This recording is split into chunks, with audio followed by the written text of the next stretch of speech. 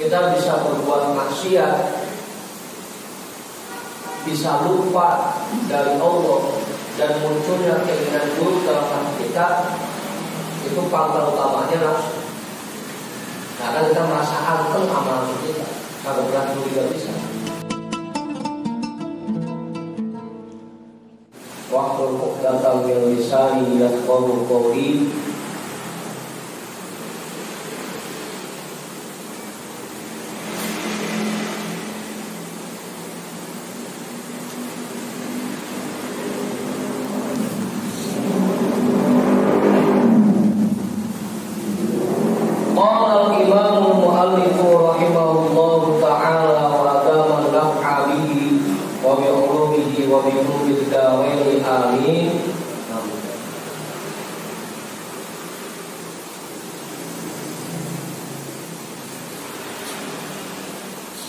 wa'lam annahu la yatahayyaru hadha suluka ila hadrati malikil muluki illa liman waffaqahu Allah ta'ala bima'rifati nafsihi wa ma rakibat alaihi min madamis sifati.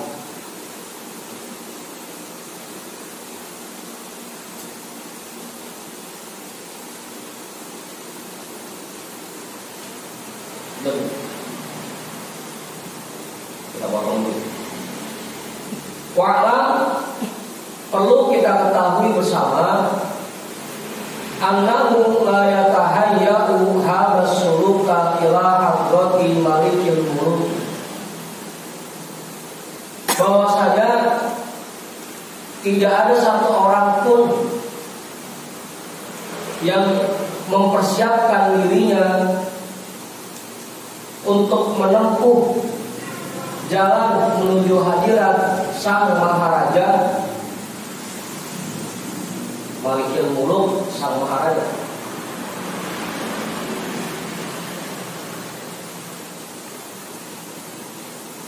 Illa liman waffaqahu Allah ta'ala lima'rifati nafsi, kecuali orang-orang yang diberikan taufik oleh Allah Subhanahu wa ta'ala untuk bisa mengenal dirinya, mengenal nafsunya.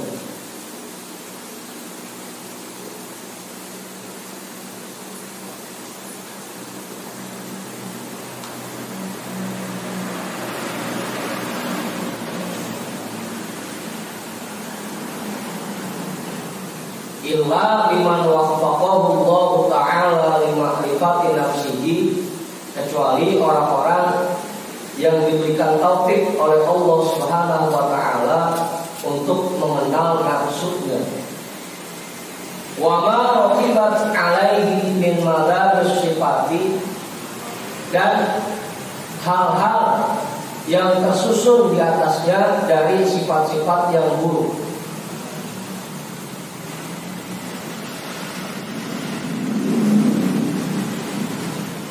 Dan hal-hal yang tersusun di atasnya dari sifat-sifat yang buruk. Min mana sifati, dari sifat-sifat yang buruk.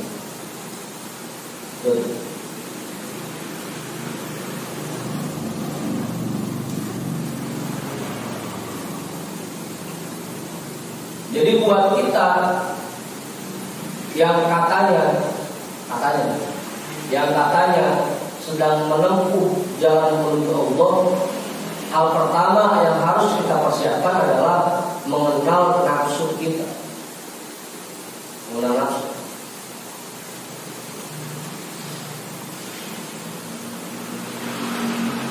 Karena intinya perjalanan menuju Allah adalah menundukkan nafsu, mengalahkan nafsu, melawan nafsu.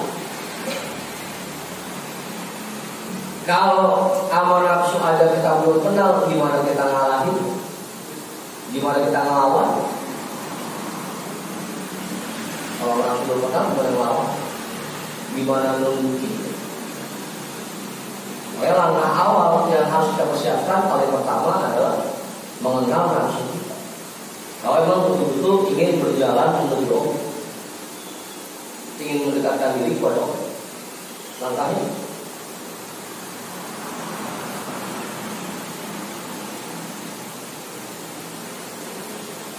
wa maraqibat alaihi min madani sifati, dan apa yang ada di dalam nafsu dari sifat-sifat yang buruk.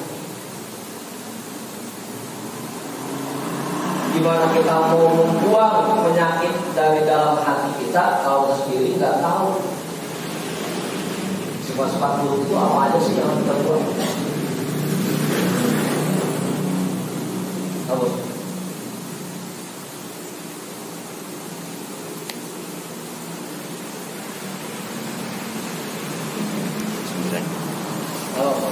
Yang 9 tuh? Hah? Ada 9. Iya, 9 itu. Yang pertama kibir, sombong. Yang kedua hasad, dengki, karena senang melihat orang lain bahagia. Yang ketiga ujub, membanggakan.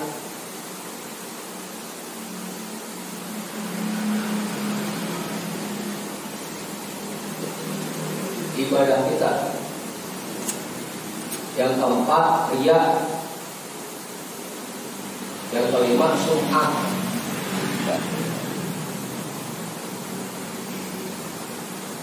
Toma. Hah? Toma. Tak belakangan, toma aja.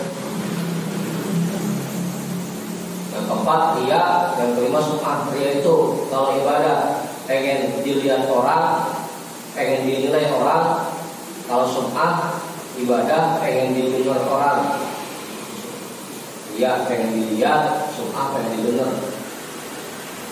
Baru dari situ hubul jah, cinta jabatan.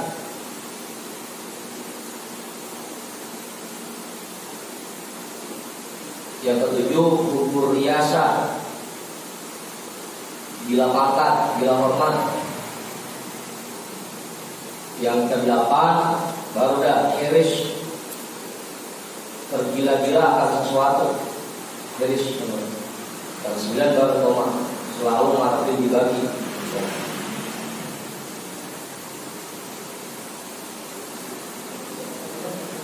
Bagaimana kita bisa membuang sifat itu kalau kita sendiri tidak tahu? Nafsunya nggak kenal, kemudian sifat-sifat buruk yang ada dalam diri kita nggak tahu. Kita mau buang apa? Kalau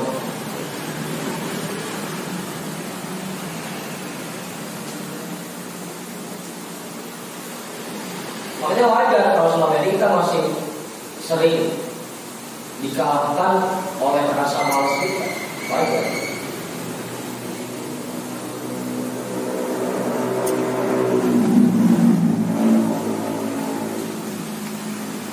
Kenapa sih kita masih suka malas?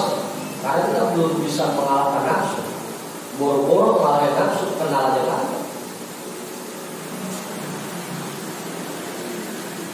Jadi hadis yang man arafa nafsahu faqad arafa rabbahu, bukan orang yang sudah mengenal nafsunya pasti dia kenal Tuhan. Ada langkah awal untuk bisa mendekatkan diri kepada Allah, melawan nafsu, kenal nafsu.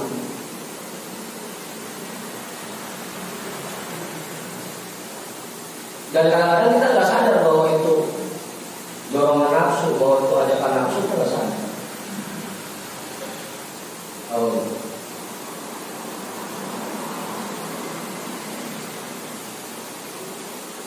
Kalau arti lain dari man arafa nafsu, dia mengenal dirinya. Ya iya, kita kan lagi bahas nafsu, makanya harus diarahkan nafsu.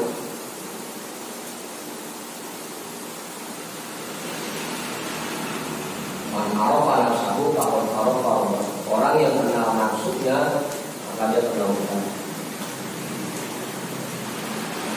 Dan ada kata yang lainnya, orang yang kenal dirinya, maka dia kenal Tuhan. Dia sadar bahwa dirinya makhluk yang sangat lemah, berarti dia akan kenal bahwa Tuhannya lah zat yang maha kuasa, maha kuat. Dia tahu bahwa dirinya tidak punya kemampuan apa-apa, maka dia akan kenal, maka akan tahu bahwa Tuhannya dan yang maha kuasa atas segala sesuatu. Bukan kenal diri kayak orang aliran kepercayaan, bukan. Marifat kalau pas pikir udah ketemu sama sembarang kita, bukan. Kalau itu, jadi berdepan. Lalu siapa? Gue ikut, siapa gue yang ikut? Atau orang aliran kepercayaan. Nah, diri artinya berzikir, udah ketemu ngomong sembarang. Tapi artinya sebenarnya siapa orang yang kenal dirinya, artinya kita menyadari betul bahwa diri kita ini nggak bisa apa-apa, nggak punya kemampuan apa. Makhluk yang sangat lemah. Baru kita sadar, oh iya, yang maha kuasa hanya Allah, yang maha perkasa hanya Allah, yang bisa segala-galanya, yang makhluk yang nggak ada apa-apa. Gitu kan? Ya, karena kita lihat nafsu, makanya situ cara nafsu.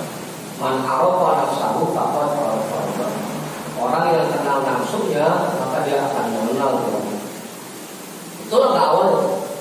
Kalau kita pengen mendekatkan diri kepada Allah, langkah awalnya kenal nafsu. Bahwa nafsu itu selalu mengajak kepada keburukan, itu sadari. Sadari. Kadang perasaan kita mau udah bener banget, nggak sadar bahwa itu sebenarnya ajakan nafsu.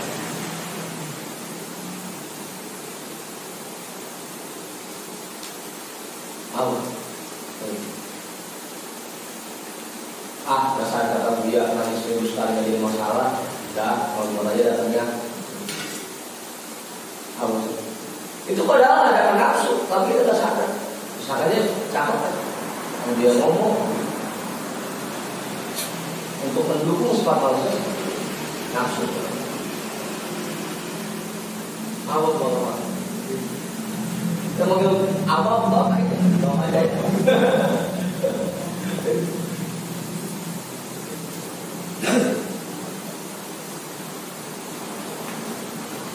Itu tuh yang pertama. Langkah awal untuk kita mendekatkan diri kepada Allah, kenali nafsu kita, bahwa nafsu itu sifatnya mengajak perbuatan buruk, dan kenali juga sifat-sifat buruk yang ada dalam diri kita, agar kita bisa membuang sifat itu. Karena pada bahasanya, setelah kita kenal nafsu, bahasanya cuma dua. Yang pertama, at-takhalli 'anil ghadakil, membersihkan sifat buruk yang ada dalam diri kita. Selanjutnya, wa tahalli bil fadhil. Setelah bersih dari sifat buruk, kita hiasi diri kita dengan sifat-sifat terpuji. Takhalli 'anil ghadakil wa tahalli bil fadhil.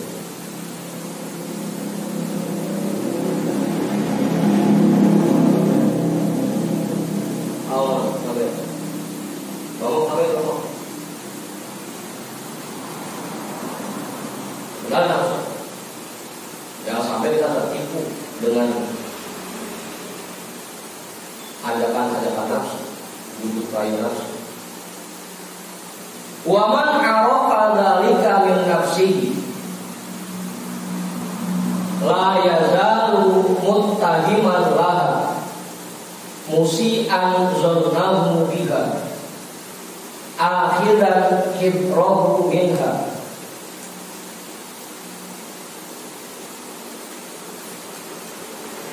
Wa man 'arafa dzalika min nafsihi, dan orang yang sudah mengenal sifat-sifat buruk itu bersumber dari nafsunya, la yazalu muttahiman laha, maka dia akan terus-menerus menaruh rasa curiga kepada nafsunya.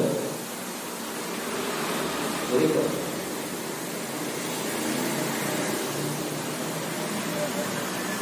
Begitu mau sesuatu,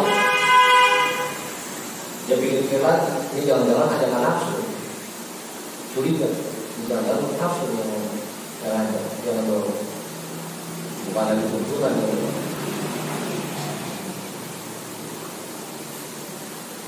Baru curiga. Ya kayak kita aja. Kita udah kenal ada orang yang kerjaannya maling. Asal dia nyampe di rumah kita kan curiga. Nah, orang yang hilang. Harusnya begitu pun kita terlalu nggak pernah merasa aman. Ini jangan-jangan ajakan nafsu. Jangan-jangan nafsu. Sudah terus. Aman. Musi'an zonnahu biha, selalu berprasangka buruk terhadap nafsunya. Kalau bahasa kita selalu waktu ngaji di rokok, Rasul menjelaskan akda ambika nafsu kalati baina jambaik, musuh terbesar dirimu adalah nafsumu yang ada pada dirimu. Musuh terbesarmu adalah nafsu yang ada pada dirimu. Musuh terbesar. Makanya jangan sampai merasa aman. Musuh yang dari luar bisa tertangkis, gampang kita nahanin. Tapi musuh dari dalam, musuh dalam selimut, malah susah. Makanya itu curiga terus, rasa takut. Kalau sama orang kita diminta untuk selalu menanamkan husnuzon, sangka baik. Kalau sama nafsu, jangan pernah sangka baik. Karena memang ayatnya jelas, inna nafsa la ammaratun bisu. Nafsu itu memang terjadi selalu memerintahkan kita untuk berbuat buruk. Ya.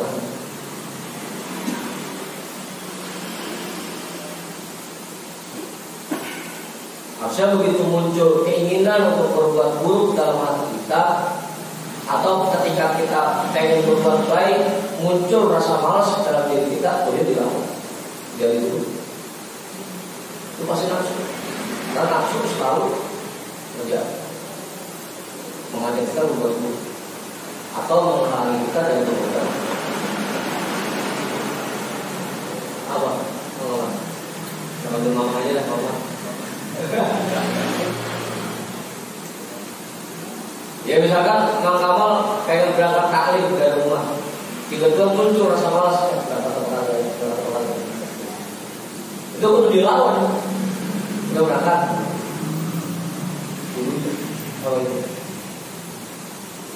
Kalau mau berangkat terasa mau berangkat taklim terasa ngantuk berat.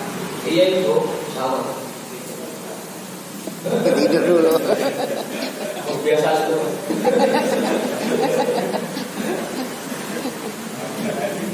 Ya pokoknya apapun yang menghalangi kita dalam ibadah itu pasti nafsu sumbernya. Pengen ngaji ngantuk pasti nafsu. Hah?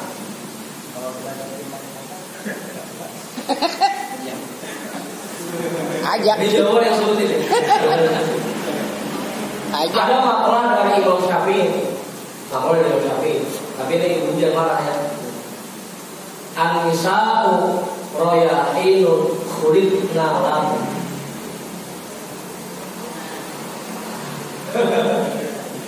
An-nisa'u roya'inun khulidna lahu.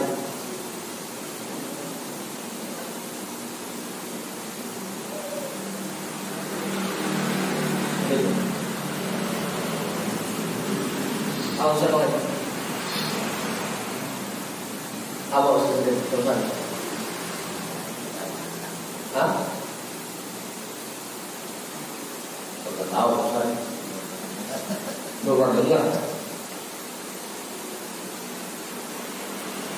Wa antum takjumuna syammar royain.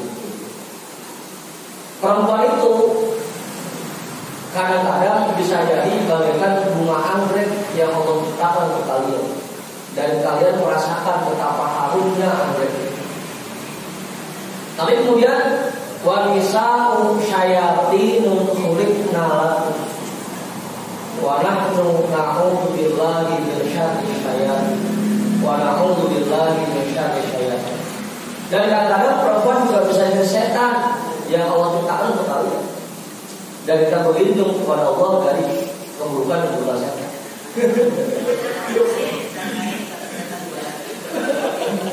Makanya dulu dia bilang kalau dari jam 6 sampai jam 10 perempuan pasti jadi anggrek. Boleh dari anggrek. Kan jam 10 ke atas setan. Ya kalau kita berangkat lagi pakai dilarang, wanisa usyayatin kulitna wa na'udzu billahi min syarri syaitan. Itu makalah dari Imam Nawawi. Apa namanya? Jadi makanya dulu jangan marah ya, jangan marah. Ini mah kata Imam Syafi'i, boleh saya kata Imam Syafi'i.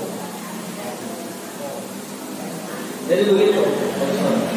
Supaya jadi anggrek tenteng. Supaya jadi anggrek di tenteng. Ya makanya kan kita ngaji jam 10 dan jam 12 pada pulang dan pamit. Masih sempat itu. Kan juga pulang mah gitu.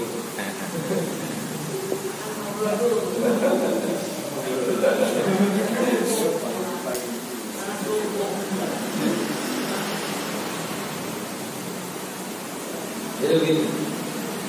Ada kalanya perempuan itu jadi bunga yang membuat harum kita. Ada kalanya juga perempuan itu jadi setan yang menghalangi kita dalam beribadah.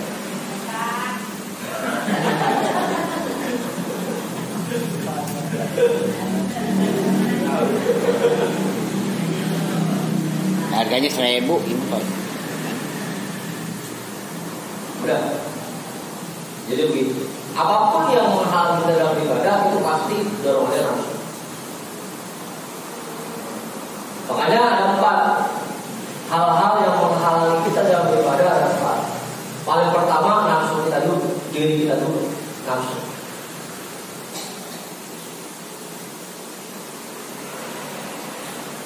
Yang kedua baru keluarga.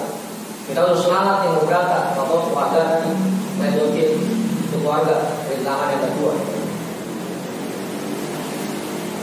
Yang ketiga harta atau kerjaan. Harta. Udah jam 10 masih di warung belum masih kerjaan.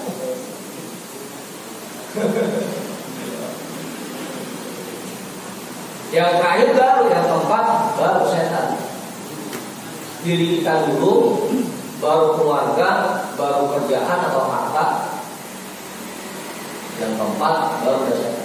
Makanya jangan disisip nyalain setan tuh, disisip nyalain setan. Udah setan ini, udah ada padahal dia yang malas.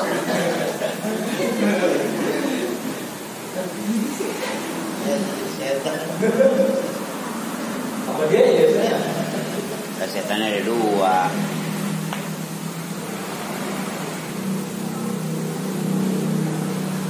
jangan nyalain setan dulu. Agama itu gara-gara kita sendiri, kita yang malas.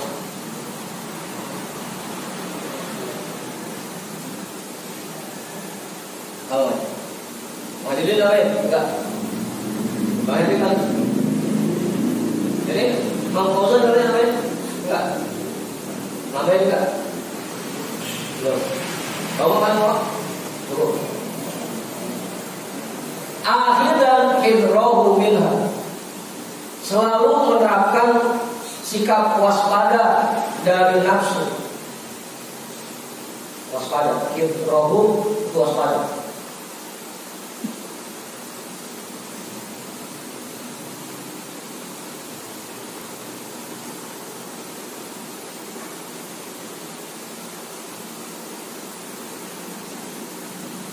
Itu harusnya 3 hal ini kita terapkan terhadap nafsu kita.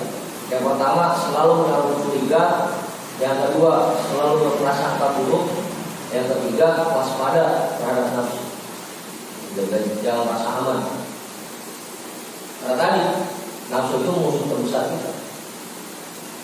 Wal adu la yu'man, dan musuh itu jangan sampai kita berikan rasa aman.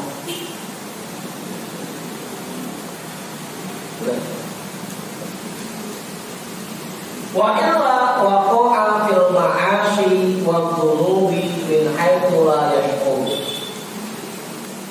Jika dia tidak seperti ini, kagak curiga, kagak suzon sama nafsu, gak waspada sama nafsunya, waqa'a fil ma'asi, dia akan terjerumus ke dalam perbuatan maksiat, wa dhunubi, dan perbuatan dosa, min haitsu la yash'ur, tanpa dia sadari.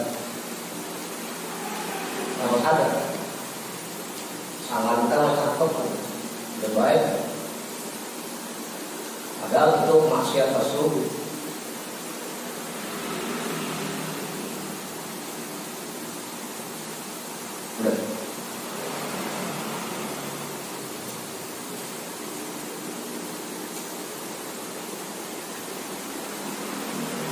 Waqad nabbaha al-mu'allifu rahimahullahu ta'ala ala hadza biqaulihi aslu kulli maksiatin wa ghaflatin wa syahwatin ar-ridha 'anil nafsi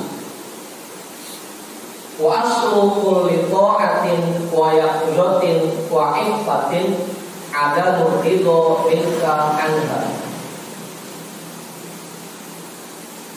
Waqad nabbaha al-mu'allifu rahimahullahu ta'ala, dan sungguh telah memberikan peringatan oleh Tuan Mu'allif rahimahullahu ta'ala ala hadza, tentang hal ini, biqaulihi, dengan ucapannya,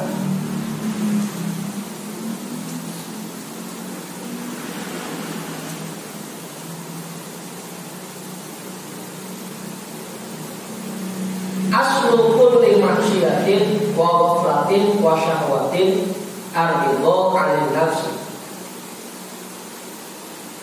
Pangkal utama dari semua perbuatan maksiat dan lalainya seseorang serta munculnya keinginan yang buruk dalam hati, ar-ridha 'anil nafsi, yaitu merasa senang dari nafsu, merasa anteng, merasa tenang dari nafsu.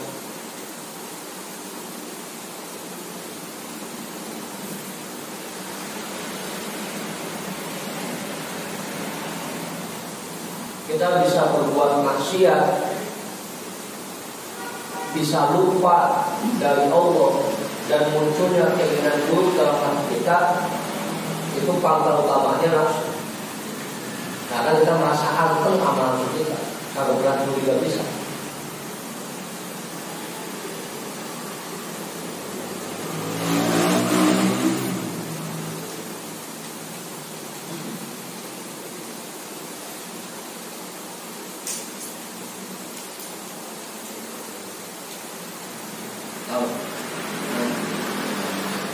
Wa adamul ridha anha wa aslu kulli ta'atin wa yaqzatin wa ifatin adamul ridha minka anha.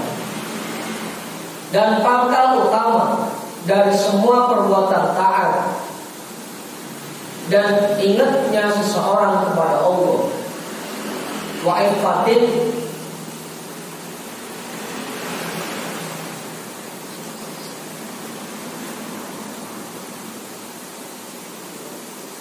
dan kemampuan dirinya untuk menahan keinginan yang buruk, ada muridho minka anha, sumbernya dari tidak ridhonya dirimu kepada nafsu.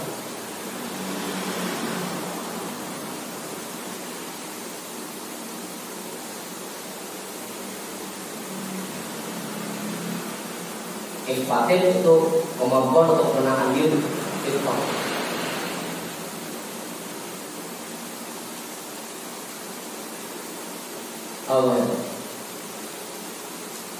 Kalau kita anteng sama nafsu, yang ada kita terjerumus dalam perbuatan maksiat. Kalau kita selalu menaruh rasa curiga terhadap nafsu, insya Allah kita akan terhindar dari perbuatan maksiat.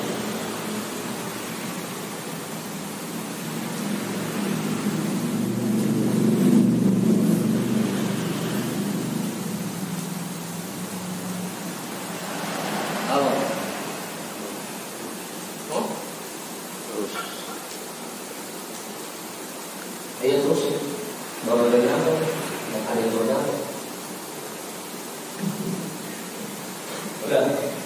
Ar-ridho 'anil nafsi aslu jami'i sifatil madhmumah.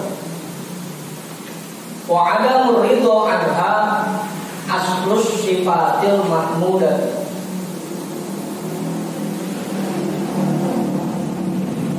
Merasa anteng dari nafsu, merasa tenang dari nafsu, itu sumber semua sifat yang tercela.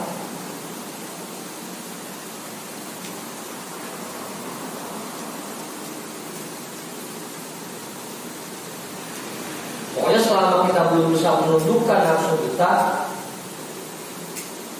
dan kita masih kalah sama nafsu, pasti masih ada sifat buruk dalam hati kita. Pasti masih ada. Ada itu sumber.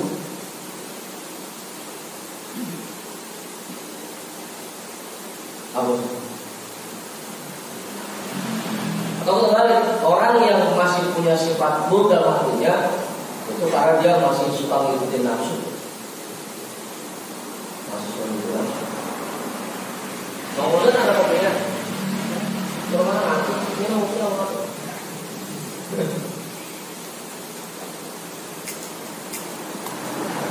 Oke, bagian airnya. Udah.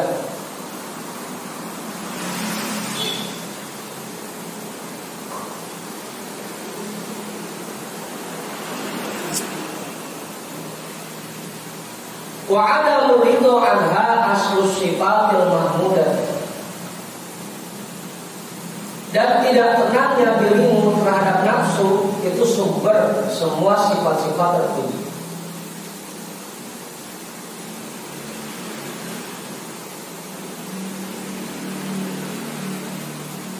Berarti pilihannya cuma dua ya. Kalau pengen hati kita ini terisi dengan sifat-sifat terpuji, kita harus bisa melawan nafsu. Kalau kita nggak bisa melawan nafsu, maka selamanya hati kita akan terisi dengan sifat-sifat yang tercela.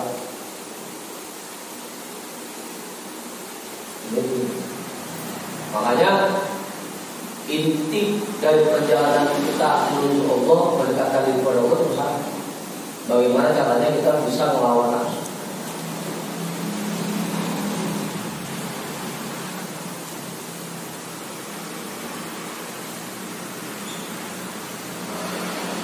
Ini biar gampang kita kasih ilustrasi ya. Ilustrasi. Jadi memang ada dua hal yang bertentangan. Kalau dalam istilah bukunya ada hitam, ada putih, ada yin, ada yang. Hati kita ini ada dua kubu putih dan kubu hitam.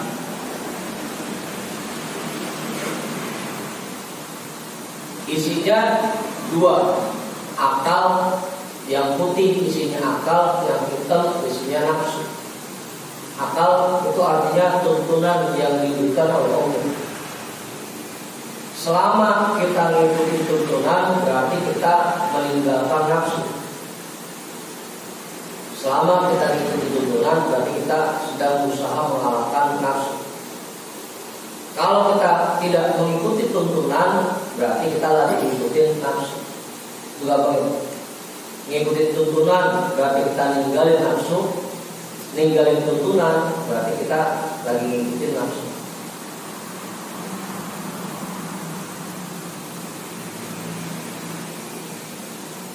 Allah.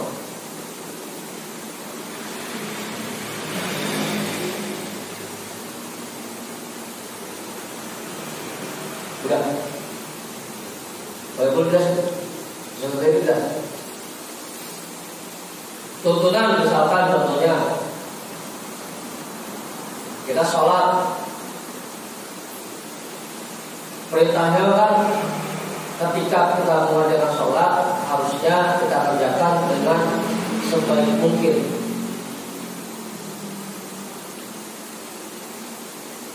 Shollu sholata muwaddi'in. Sholatlah kalian seperti sholatnya orang yang mau pamitan, yang besok mau pergi. Karena besok kita mau pergi, kita kerjakan sholat dengan sebaik mungkin. Itu tuntunannya. Bacaannya pelan-pelan, kita baca dengan tartil.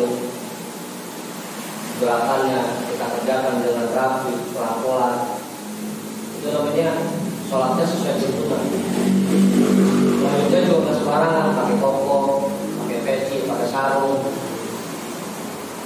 nggak pakai kaos doang, pakai celana lepis. Kalau sholatnya pakai kaos, pakai celana lepis berarti udah ngikutin tuntunan.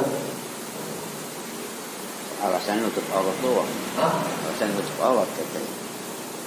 Nutup aurat. Iya alasan. Iya, artinya dari tuntunan. Tuntunannya kan khudu zinatakum inda kulli masjid. Kenakan busana yang paling cakep ketika kamu mau ke masjid, dia mau belajar sholat. Kenakan busana yang paling cakep. Pakai jas, pakai koko, atau kalau dia sudah punya meja dan pakai sorban, pakai peci, pakai sarung, itu busana yang terbaik buat sholat. Itu pakai gamis. Tapi kalau gamis pakai tanda, mau ada kiai, pakai gamis. Pakai sarung dia koko, pakai peci. Itu tuntunan. Terus bacaannya juga tartil. Bacaan Fatihah yang pelan-pelan tartil, surahnya tartil, tasbih rukuk sujudnya tartil. Itu kan tuntunan. Dengan kita mengerjakan sholat sesuai dengan tuntunan yang diberikan, berarti kita sedang meninggalkan nafsu. Kalau sholatnya busananya seadanya, bacaannya buru-buru, gerakannya buru-buru, berarti kita sedang mengikuti nafsu dan meninggalkan tuntunan.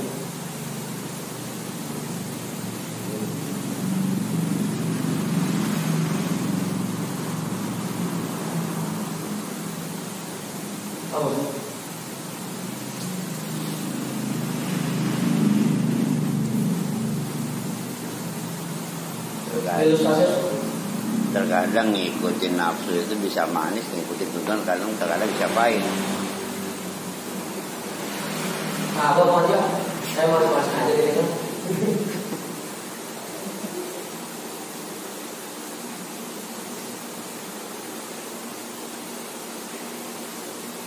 Apa tuh hadisnya? Al-Jannah tuh. Nah itu apa bedanya? Kalau saya jawab.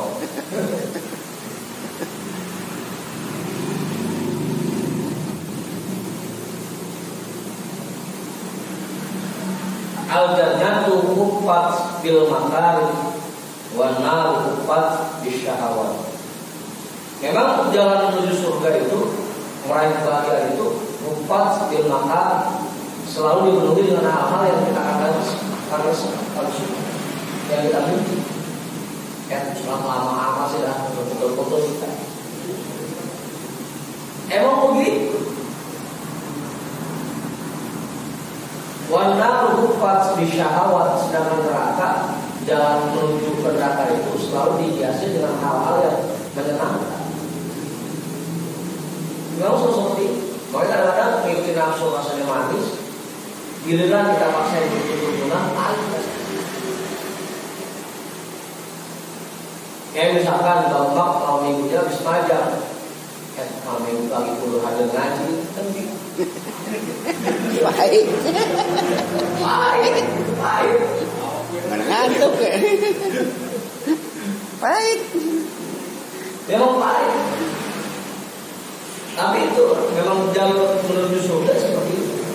Al-jannatu huffat bil makari, jalur menuju surga itu memang diisi dengan hal-hal yang kita suka. Mau orang tidur kita masih ngaji aja. Pahit itu. Mata udah sempet, mata panas kan dulu kelamaan, kaki udah semutan kok. Jamu. Sila. Apa? Pahit.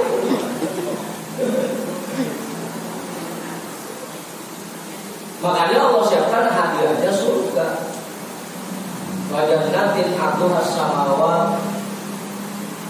samawat wal ardh wa indat.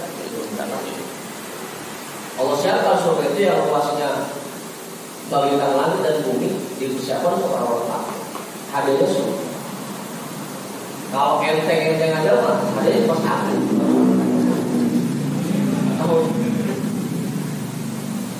Ya iya orang ada kena ada padahal hadiahnya nggak seberapa, tapi rela sampai langsung. Ntar belum pas kepreset jatuh ketiban naik lagi. Sengaja lagi injak kuda kuah, diinjak dulu. Itu buat mendapatkan hadiah yang nggak seberapa, apalagi ini pengen dapetin surga, pengen deket sama Allah. Tapi orang kagak mau capek bisa ya. Ya kita pengen sembuh aja dari orang sehat, pengen sembuh obat biar pahit kayak apa kita minum.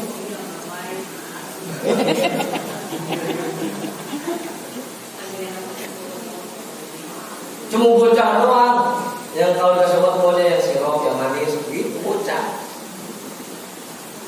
Bodegnya yang manis rasa jeruk, bodeksit.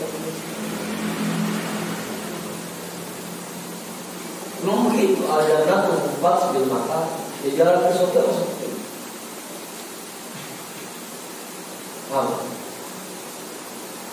Dan surah Al-Baqarah begitu. Falak tahamal aqabah. Kenapa kamu tidak tempuh jalan yang menanjak?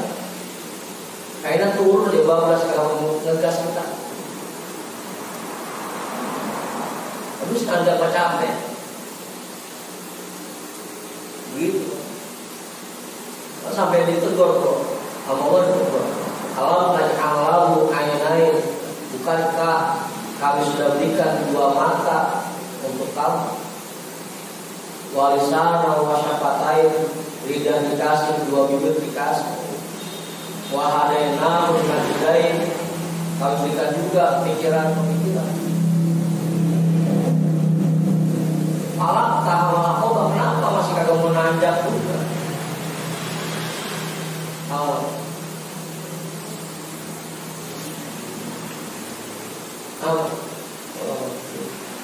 Ayo nanjak, dekatkan diri kepada Allah, dekatkan. Semua orang tulus tahu.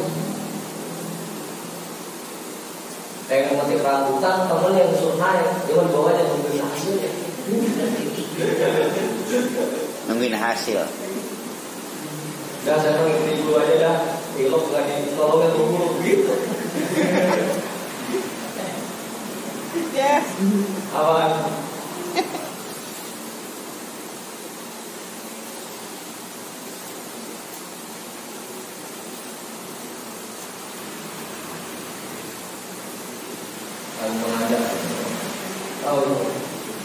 Jadi begitu Pak.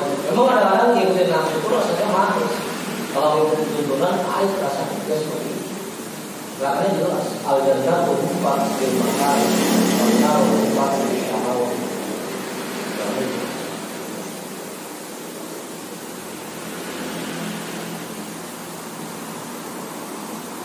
Tugasnya seperti itu. Kalau kita ngikutin tuntunan, berarti kita sedang meninggalkan nafsu. Kalau kita ngikutin nafsu, berarti kita meninggalkan. Kalau kita ninggalin tuntunan, berarti kita sedang ngikutin nafsu. Gampang itu.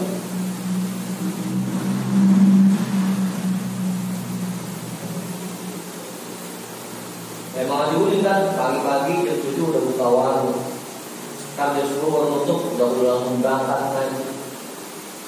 Belum sempat istirahat, anak buah beranda.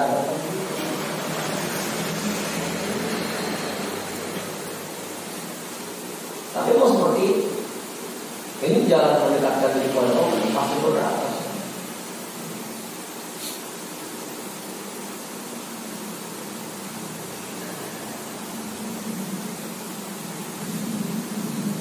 Udah.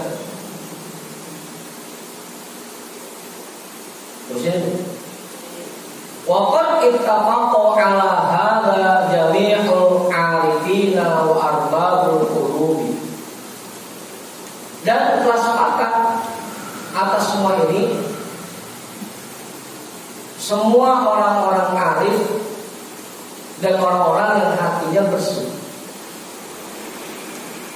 Arbabul qulub,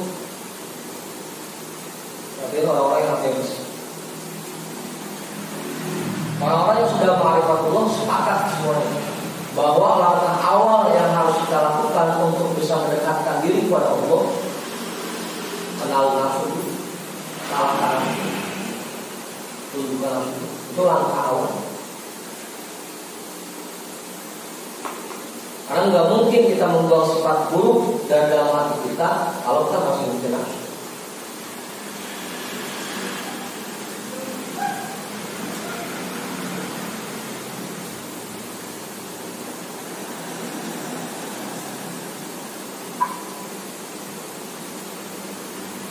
Wadhalika bi'anna ridho 'anil nafsi yujibu taqtiyatan uyubiha wa masawiha wa yasiru qabihuha hasanan. Wah, apa kalau jangan lama. Kalau macan kali, mana kita senang. Maaf kalau berpisah atau kalau jangan dilepas aja kalau depan kita bisa.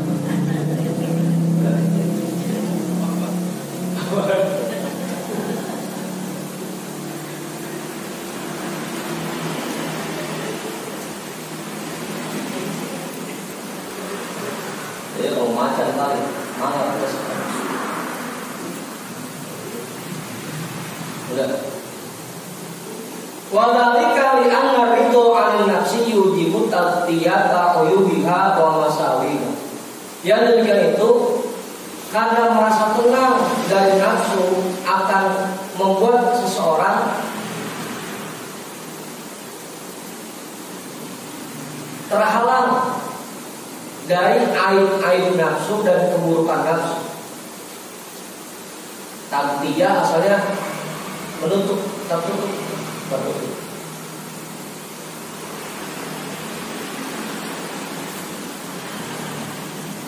terhalang. Karena perasaan tenang dan nafsu, merasa tenang dan nafsu akan membuat seseorang terhalang dari aib-aib nafsu dan keburukan nafsu. Wa yasiru qabihuha hasanan, dan membuat keburukan nafsu terlihatnya baik. Padahal itu deh. Tapi nggak sadar. Makanya cakep.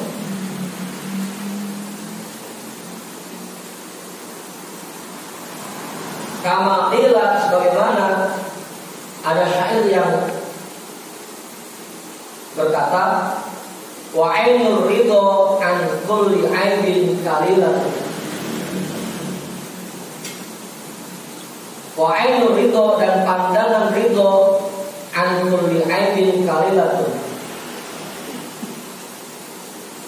akan membuat buta seseorang dari segala aib-aibnya.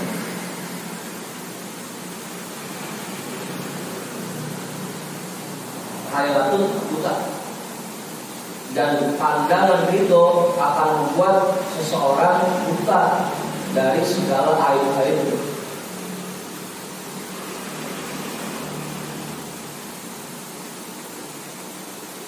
Orang kalau udah seneng, jangankan sampai bener, salahnya masih dibelain, masih resep ya. Kalau dia udah tertutup dari aib-aib, jadi buta. Mau ngapain sih toh pakai demen bucak gitu? Coba nggak mau. Mereka dari yang berapa?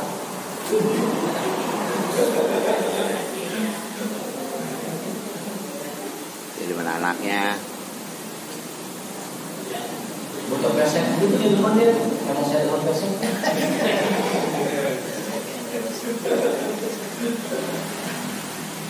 Pokoknya kalau udah resep mah, udah demen mah, airnya nggak kelihatan, cacatnya nggak kelihatan, buta.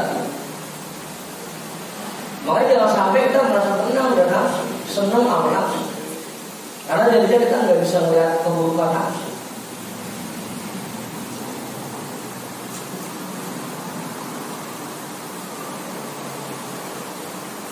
Wa ainu ridho an kulli aibin qalilatun, dan pandangan ridho membuat seseorang buta dari segala aib-aib.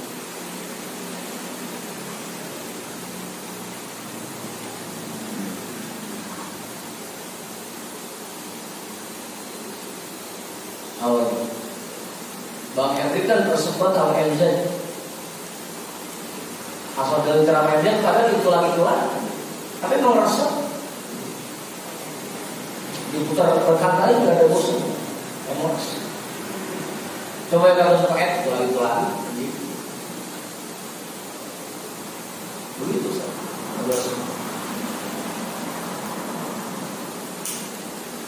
Jangankan ada benar, salahnya tuh masih bisa.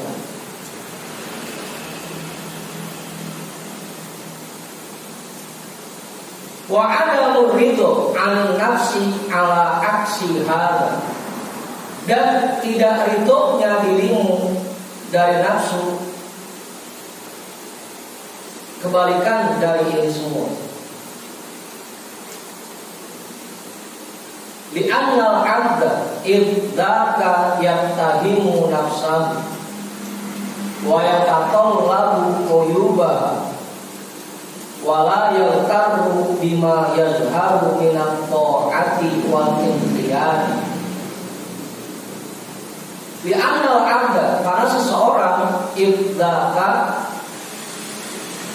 jika sudah seperti itu, tidak senang terhadap nafsunya, yatahimu nafsahu, maka dia akan menaruh rasa curiga terhadap nafsunya.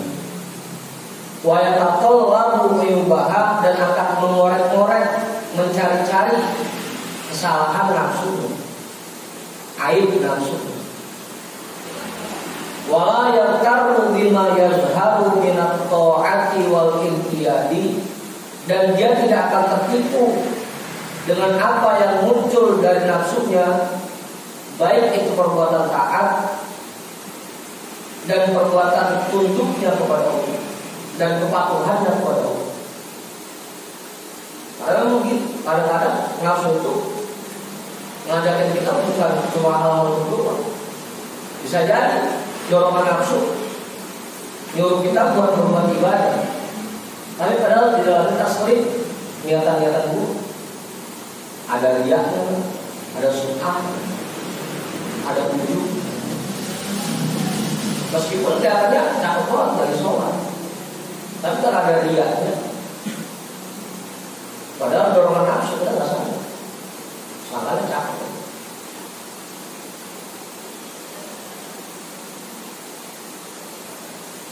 Orang yang menaruh rasa curiga sama nafsunya dan tidak senang terhadap nafsunya, nggak akan tertipu. Kalau meskipun kelihatannya nafsu itu ngajak berbuat taat, tapi sebenarnya tidak ada niatan buruk yang terselip di dalamnya. Makanya jangan sekalipun merasa aman. Kama qila fi syittil akhir, sebagaimana yang dikatakan di dalam potongan bait yang akhirnya, kama anna aina sukhti tubdil masawi, sebagaimana bahwasanya pandangan benci akan memunculkan kesalahan-kesalahan. Kalau pandangan senang membuat orang buta dari aib-aib yang disenengin, pandangan benci akan memunculkan kesalahan. Jangankan sampai salahnya, benernya kok masalah. Kalau kita deket sama orang, terus yang kita deketin bawa yang sok rumah kita, itu orang yang benar-benar gede, gua hasil lebar terus najis gua makan dari dia. Apa? Ya benar sok enak banget kan, tinggal makan udah beli. Bawa cuma gede apa yang nasi, dari pagi. Sampai benernya aku salah. Aku diracunin. Pas ada monyet.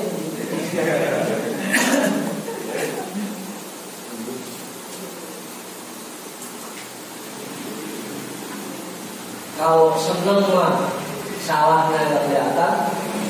Kalau gede mah Benernya nggak kelihatan. Benernya nggak kelihatan. Jangan kan apa yang benernya, jangan kan salah benernya, karena dia salah. Tahu tu? Wa ainur ridho an kulli aibin qalilatun kama anna aina suhti tubdil masawi.